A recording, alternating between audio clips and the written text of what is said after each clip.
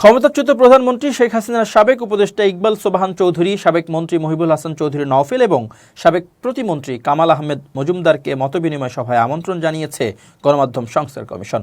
এই ঘটনায় সামাজিক যোগাযোগ মাধ্যম ফেসবুক সহ নানা মহলে ব্যাপক সমালোচনা হচ্ছে।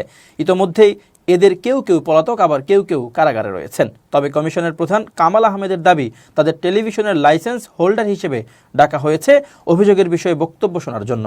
গত 22 জানুয়ারি গণমাধ্যম সংস্কার কমিশন থেকে সভার নোটিশ জারি করা হয়।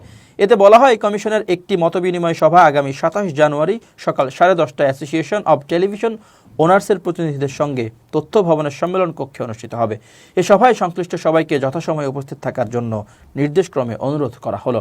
সভায় উপস্থিত থাকার বিষয়ে বিভিন্ন টেলিভিশনের মালিক সহ মোট 47 জনের তালিকা রয়েছে। এর মধ্যে ডিভিসি নিউজের চেয়ারম্যান ও association of television owners, association of television owners অ্যাটকোর সহসভাপতি ইকবাল সোবহান চৌধুরী, বিজয় টিভির ব্যবস্থাপনা পরিচালক মহিবুল হাসান চৌধুরী ও মোহনা টিভির চেয়ারম্যান কামাল আহমেদ মজুমদারের নামও রয়েছে।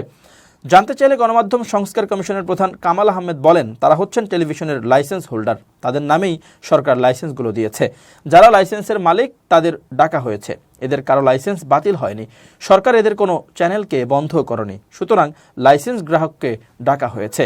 তাদের যে ভূমিকা, তাদের বিরুদ্ধে নানান রকম যে অভিযোগ, সেই অভিযোগগুলো সম্পর্কে তাদের বক্তব্য শোনার জন্য ডাকা হয়েছে। এখানে কোনো সাংবাদিক নেতাকে ডাকা হয়নি।